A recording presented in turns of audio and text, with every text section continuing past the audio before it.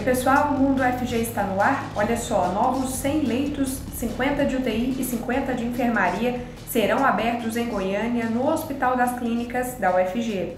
Eles começarão a funcionar aos poucos à medida que o HC e a Prefeitura consigam disponibilizar equipes para atender os pacientes. Quando todos estiverem funcionando, Goiânia passará a ter 298 leitos de UTI e 211 de enfermaria para pacientes com Covid-19. E com o novo lote de 76 mil doses da Coronavac, que chegou na madrugada dessa quarta-feira, Goiás recebeu no total 500 mil vacinas desde janeiro. A prioridade para as doses que chegaram agora é terminar de vacinar todos os idosos com 79 anos ou mais. A faixa etária pode ser reduzida gradativamente caso os municípios já tenham vacinado todo esse grupo. É o caso de Goiânia, que hoje, quinta-feira, começou a vacinar os idosos com 77 anos. A estimativa é de que Goiânia tenha aproximadamente 5 mil pessoas nessa faixa etária. A vacina aplicada foi a Coronavac, produzida pelo Instituto Butantan em parceria com a farmacêutica Sinovac, e faz parte da remessa de 7.400 doses recebidas pela capital ontem, quarta-feira. Segundo o secretário municipal de saúde, Durval Pedroso, Goiânia já vacinou mais de 108 mil pessoas, entre idosos e profissionais de saúde também. Agora, a Aparecida de Goiânia começou a aplicar a segunda dose da Coronavac em idosos com mais de 85 anos. E precisa de agendamento, viu? Vamos conferir. O agendamento ele é feito por meio do aplicativo Saúde Aparecida. Basta baixar o aplicativo no seu celular, tendo ali já o cartão SUS, realiza o cadastro e já vê o dia e o horário melhor para o atendimento da vacinação. Quem não tiver o cartão SUS do município de Aparecida, basta procurar uma das 40 unidades básicas do município para estar atualizando ou realizando a emissão do cartão SUS. Necessários documentos pessoais e comprovante de endereço para a realização do cartão SUS. Os idosos que estão recebendo a primeira dose agora precisam fazer esse mesmo procedimento 28 dias depois de se vacinar, para receber a segunda dose. É importante cumprir esse intervalo para garantir melhor eficácia da vacinação. E atenção, viu? Não tem drive-thru para a segunda dose. Ela só é aplicada nas unidades básicas. E o período para declarar o imposto de renda vai até 30 de abril. Quem não cumprir o prazo fica sujeito a multas e penalidade. Então vamos conferir como é que está sendo esse ano. Havia uma expectativa de atualização na tabela do imposto de renda por parte do governo. Porém, isso não aconteceu e nesse caso, prevalece as faixas anteriores. Quem precisa de fazer a declaração de renda? Pessoas que tiveram rendimentos tributáveis acima de R$ 28.557. Rendimentos oriundos de férias, salários, comissões, recebimentos de aluguéis, aposentadoria social, privada e afins. E neste ano tem uma mudança que envolve quem recebeu o auxílio emergencial. Olha só. Pessoas que tiveram rendimentos tributáveis acima de R$ 22.847 precisam de fazer a declaração de renda e declará-los. Caso isso aconteça, talvez eles tenham que pagar imposto de renda sobre esse valor ou até mesmo devolvê-lo. Vale lembrar aqui que o auxílio emergencial, ele é um rendimento tributável, segundo a legislação, segundo a Receita Federal. Então, ele constitui base para cálculo de imposto de renda. Outro ponto importante, a declaração de renda pode ser simples ou completa. O formulário para preenchimento e envio da declaração de renda já se encontra disponível no site da Receita Federal e nos softwares para celulares Android e iOS nas lojas virtuais. Na declaração de renda simplificada, a pessoa não precisa necessariamente jogar todas as despesas. Na completa, ela precisa. Então, ela precisa, nas duas declarações, apresentar rendimentos, no caso, as empresas fornecem rendimentos, salários, rendimentos com aplicações financeiras, no caso, os bancos fornecem receitas oriundas de aluguel, previdência social, planos de aposentadoria, compra e venda de imóveis, compra e venda de veículos, apresentar contrato social no caso, se ela for proprietária de uma empresa ou se fizer parte do quadro societário. Os dependentes. Quem são os dependentes? Os dependentes são pais, filhos, enteados e companheiros. Pode haver dedução em relação aos dependentes. Aí a pessoa precisa de apresentar gastos com despesas médicas, gastos com ensinos, pensões alimentícias, contribuições com a Previdência Social ou com a Previdência Privada, se for o caso, e afins. Lembrando que pode ser dedutível até R$ 2.200 por dependente. Quem cair na malha fina precisa retificar a declaração de renda. O site da Receita Federal oferece essa ferramenta e orientações de como fazer. O Mundo FG vai para um intervalo bem rapidinho, mas já volta. Não saia daí.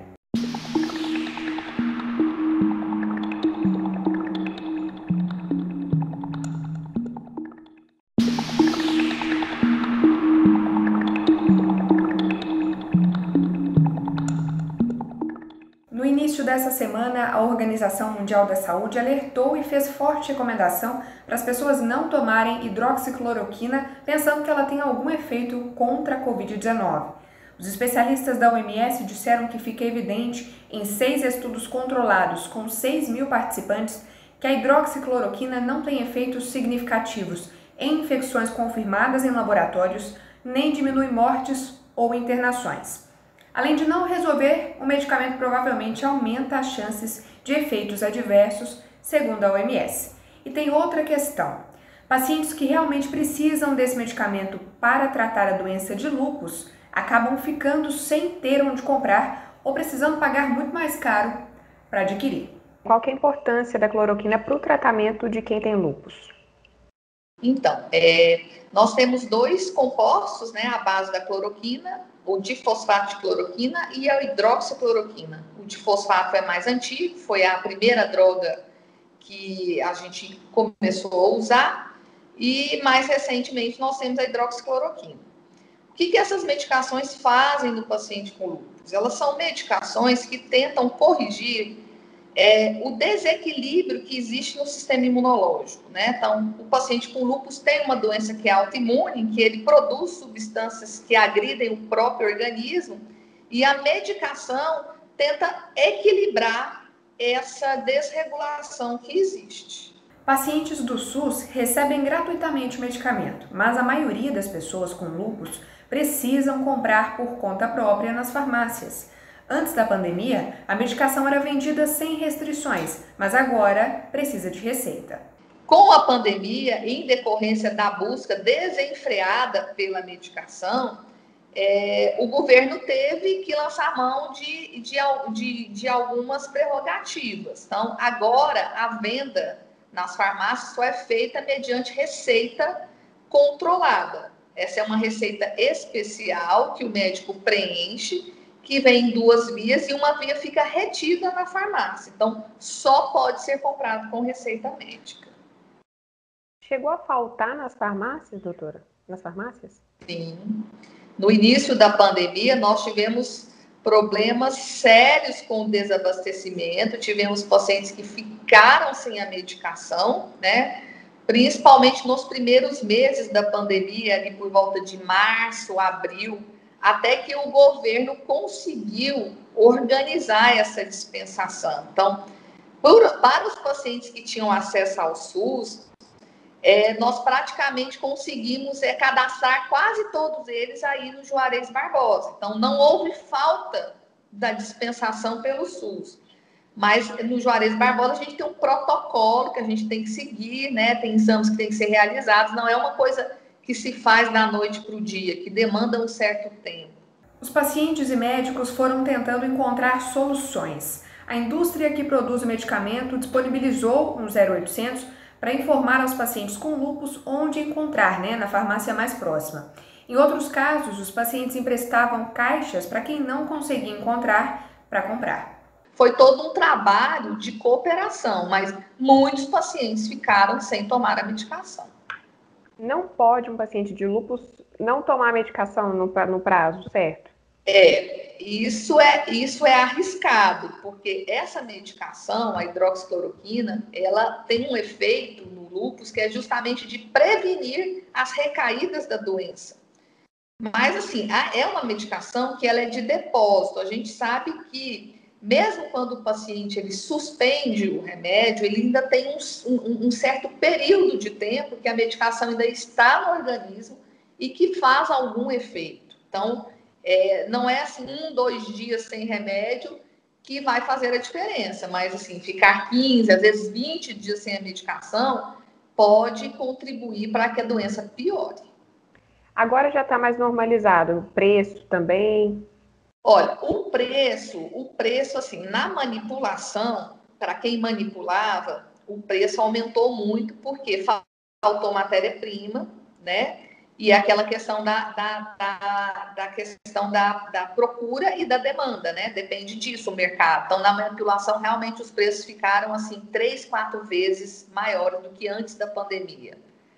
O industrializado teve um pequeno reajuste, mas nada também que assim, coisa de 10, 15% ficou um pouco mais caro.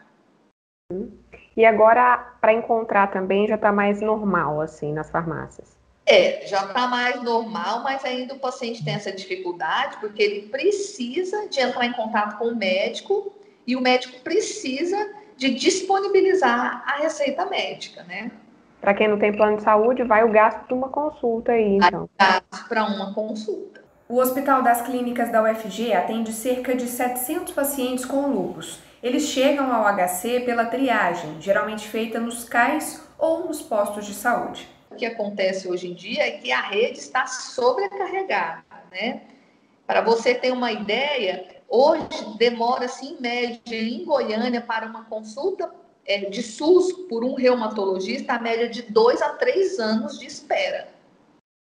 Nós temos uma carência muito grande de quem faça essa triagem lá na atenção básica, e nós temos também a carência dentro do próprio Hospital das Clínicas, porque o lúpus é uma doença crônica, então a gente praticamente não dá alta para o paciente, então a gente só vai inchando o ambulatório, então a gente só vai aumentando o número de pacientes.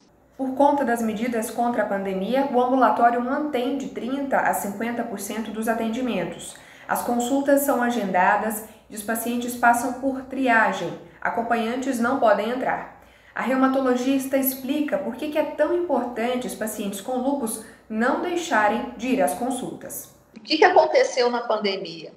Os pacientes ficaram com medo de procurar seus médicos, os pacientes tiveram medo de retornar às consultas. Nós estamos aptos a atendê-los, seguindo as normas, né, de manter distanciamento, o uso de máscara, o uso de álcool gel, e que eles precisam de retornar. Porque os pacientes, às vezes, que estão nos procurando, estão chegando com a doença mais grave, porque ficaram sem atendimento, porque ficaram sem fazer os exames, porque ficaram sem medicação.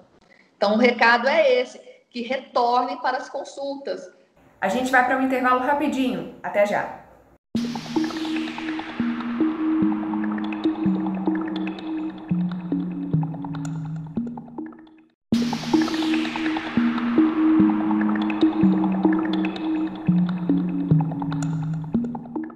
A UFG interrompeu as atividades práticas emergenciais que estavam sendo feitas junto ao ensino remoto. A reitoria tomou a decisão por causa das novas medidas restritivas adotadas pelo Estado e por municípios também, para enfrentar a Covid-19. A decisão deve ser mantida enquanto essas medidas continuarem valendo. Apenas as unidades acadêmicas da área da saúde podem avaliar se é possível e recomendável continuar com as atividades práticas emergenciais, algumas até ajudando no combate à pandemia, por exemplo. E vamos conhecer agora mais uma vencedora do prêmio TCC de empreendedorismo. A Bruna Figueira se formou em Relações Públicas na UFG e desde que começou o curso ficava de olho na premiação e queria muito concorrer. O trabalho dela e de outros 2 colegas ficou em segundo lugar na categoria Plano de Negócios. O trabalho foi um plano de negócios, então, para estudar a viabilidade da ideia de negócios, que é uma cafeteria cat-friendly em Goiânia, especificamente. E junto com ele, até para agregar os conhecimentos mais presentes no curso de RP, a gente desenvolveu um plano de comunicação e lançamento da marca. Então, não só estudamos a viabilidade, margens de lucro, quanto esse negócio daria certo em conceitos de negócios, né, de números, mas também o quanto essa marca tem potencial para ser admirada, para crescer, para ter um poder e persuasão de marca que uma marca bem planejada tem, né? Como é que surgiu a ideia de fazer o trabalho com essa pegada do pet friendly? Como é que foi? Mais do meu lado, eu amo gatos, então eu sempre gostei muito de gato e tudo que envolvia isso. Desde o primeiro período da faculdade, todo o trabalho que eu fazia, eu pegava essa questão, essa ideia. Então, quando chegou lá no TCC, eu pensei, vou fazer alguma coisa que eu goste muito, porque já é um trabalho árduo, né? Então, vou fazer alguma coisa que a gente goste. Então, não foi fácil, mas foi mais legal de fazer, porque já tinha muito material desenvolvido. Então, assim, a gente teve que fazer as pesquisas e procurar mais a questão de teoria, mas eu já tinha muita bagagem para falar do tema e para desenvolver as estratégias. O relacionamento das pessoas com o gato vem mudando, vem desmistificando muito a imagem do gato como animal de rua, um animal que não traz carinho, né? E com isso os negócios crescem também. Como que é o imaginário do pet? É um cachorro, né? Dificilmente, quando você fala pet friendly, você imagina um gato, por exemplo. Então, a gente quer trazer mesmo, para gatos, para um ambiente para gatos, pessoas que gostam de gatos. Tem aí muitos grupos das gateiras, né? Então, são pessoas fascinadas por gato mesmo. A ideia é que dentro da cafeteria tenha os gatos da cafeteria, que a gente estudou para eles serem parcerias com ONGs, para esses gatos estarem para adoção também. As leis de vigilância sanitária não permitem os gatos soltos na cafeteria no Brasil, como é lá no Japão, que lá é denominado necos cafés. Os gatos lá ficam soltos, eles sobem nas mesas, é bem livre. Aqui não poderia ser dessa forma. Então, o que acontece? Teria cafeteria, mas teria como se fosse um aquário, assim, um ambiente onde é cercado de vidro, que esses gatos ficariam.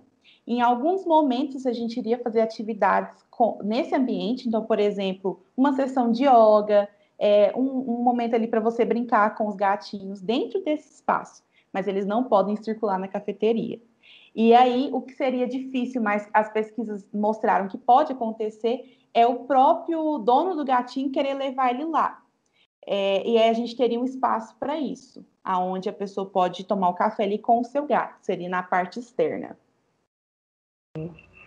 E aí, com a pesquisa de vocês, de público, de mercado, o que vocês perceberam? É viável aqui para Goiânia? Teria uma receptividade? Sim, muito viável. De aceitação do estilo do negócio, a gente alcançou 99,4% de aceitabilidade na amostra. E desse público, 89,2% são mulheres. O IBLab da UFG está com inscrições abertas para vários minicursos. Vamos conferir. A Quinta Maker é um compilado de cursos que a gente vai oferecer todas as quintas-feiras, às 3 horas da tarde, falando sobre alguns equipamentos que a gente tem disponíveis aqui no IP e como utilizar eles, além de noções básicas de modelagem com alguns softwares que nós usamos aqui. O primeiro curso que eu vou dar é o de Introdução ao Tinkercad, que também é um programa de modelagem mais simples do que o SketchUp que foi dado anteriormente. E no dia 18 vai ser o curso de Introdução à Impressão 3D, que é um dos equipamentos que a gente tem aqui no IP.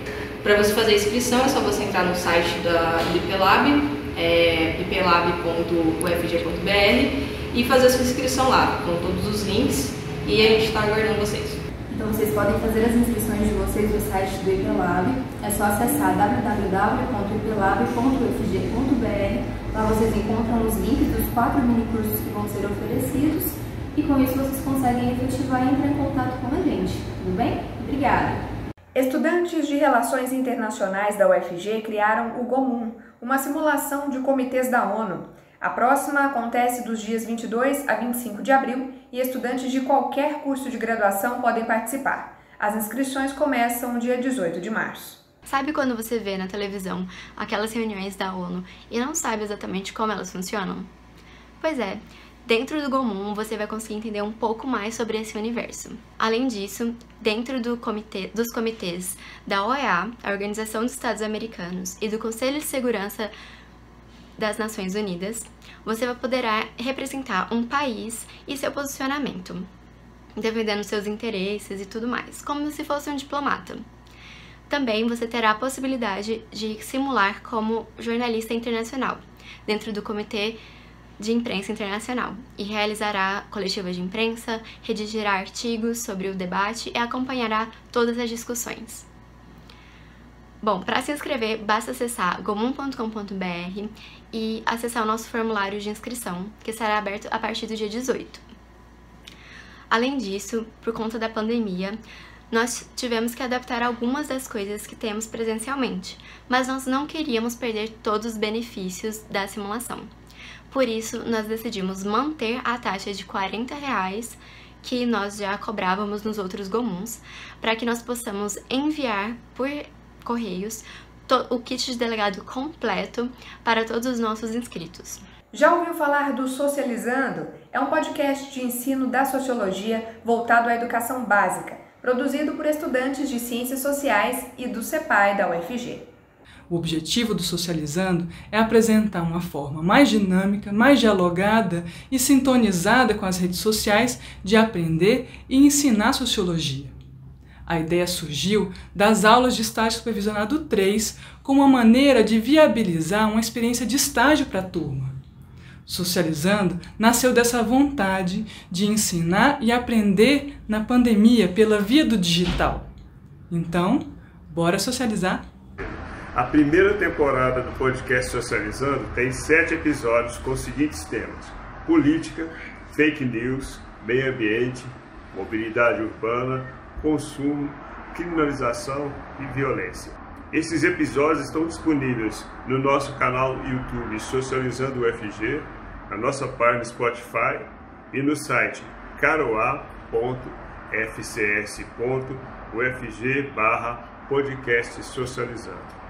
O Mundo UFG fica por aqui. Muito obrigada pela companhia, se cuide e até a próxima.